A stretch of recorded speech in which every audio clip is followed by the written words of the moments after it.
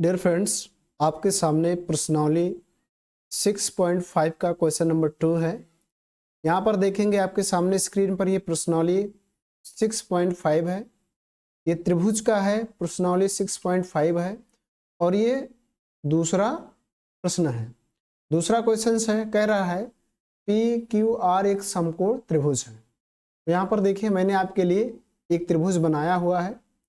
इसका नाम अभी करण करेंगे लेकिन आगे पढ़ेंगे क्या कह रहा है। जिसका कोण P समकोण, यानी ये वाला कोण जो समकोण है वो P है, तो ये वाला कोण यहाँ लिख देंगे P, ये समकोण है। बाकी आप Q और R कहीं भी लिख सकते हैं, यहाँ लिख दिए Q और यहाँ पर लिख देंगे R। ठीक है,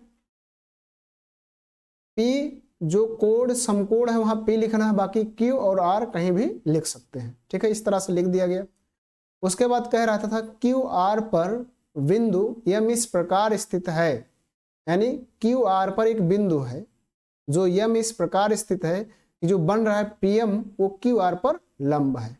यानी यहाँ पर एक बिंदु है, मान लीजिए सपोज डेट यहाँ पर एक बिंदु है।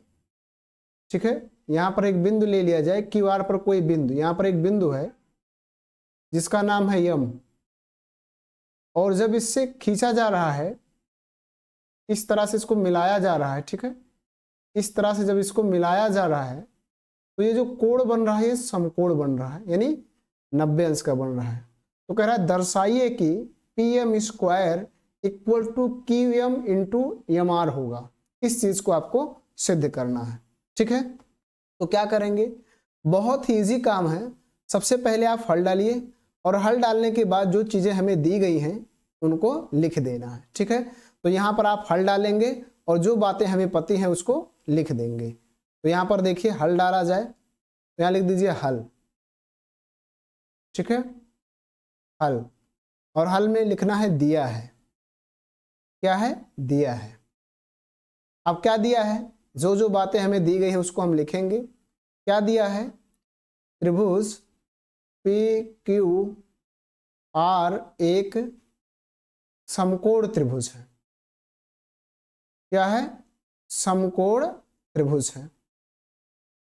ठीक है, ये जो त्रिभुज है ये क्या है, समकोण है, और इसमें जो कोण P है आपको वो 90 अंश है। ठीक है, एक बात और दिया है, तथा जो PM है ये लंब है किस पे, QR पर। इतनी बातें हमें दी गई है। ठीक है, इतनी बात हमको पता है। अब हमें सिद्ध क्या करना है, तो यहां लिखेंगे सिद्ध करना है। लिख दीजिए सिद्ध करना है। सिद्ध करना है, क्या सिद्ध करना है, जो सिद्ध करना है उसको हम यहां लिखेंगे। सिद्ध करना है कि जो PM स्क्वायर होगा वो QM इंटू MR के बराबर होगा। QM इंटू MR के बराबर होगा, इस बात को आपको सिद्ध करना है। ठीक है, तो अब यहां से देखेंगे। अब क्या करना है, अब ध्यान से समझिएगा। आपका जो प्रमेय है,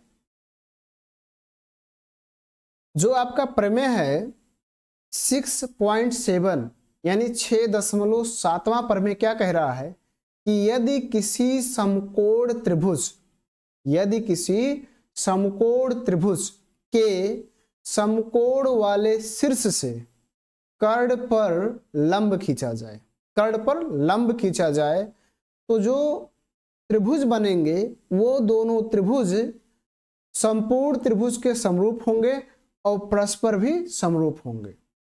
यानी यदि किसी समकोण त्रिभुज के समकोण वाले शीर्ष, यानी जो कोण 90 अंश का है, यानी इस फिगर में देखा जाए ये P आपका समकोण है, ये इसका शीर्ष है, और इससे इस पे जो खींचा गया यहाँ लिखा है PM लंब QR है। यदि आप लंब खींच रहे हैं तो एक त्रिभुज ये बना PMR और एक त्रिभुज ये बना PMQ, तो ये दोनों त्रिभुज परस्पर समरूप होंगे और फिर ये त्रिभुज जो होंगे इस बड़े वाले त्रिभुज के भी समरूप होंगे।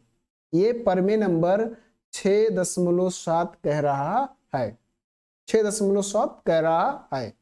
तो यहां पर लिख देंगे प्रमेय 6.7 से,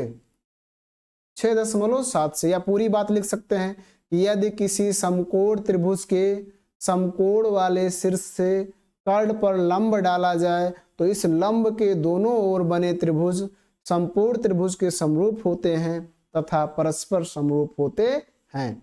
इस बात को आप ऐसे डिटेलिंग से लिख सकते हैं, कोई दिक्कत नहीं है, या केवल लिख दें परमेय 6.7 से।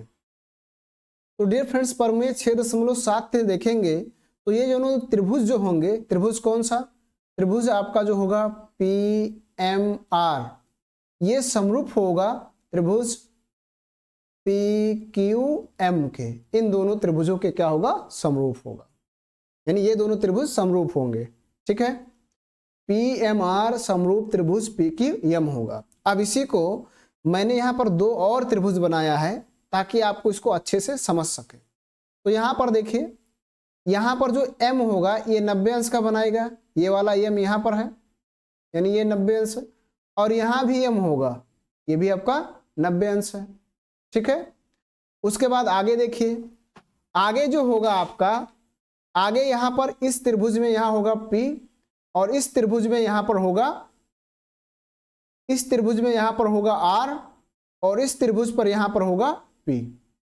सेम इसी दोनों त्रिभुज को, यानी ये वाला त्रिभुज और ये वाला त्रिभुज यहाँ बनाया गया है ताकि आप आसानी से समझ पाए। यानी यहाँ पर P होगा, यहाँ पर M होगा, और यहाँ पर होगा Q।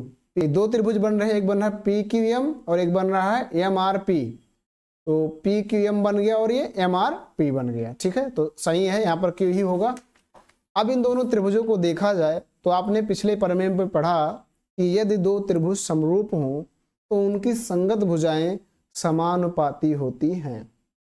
यानी ये दो त्रिभुज समरूप हो तो उनकी संगत भुजाएं समानुपाती होती हैं।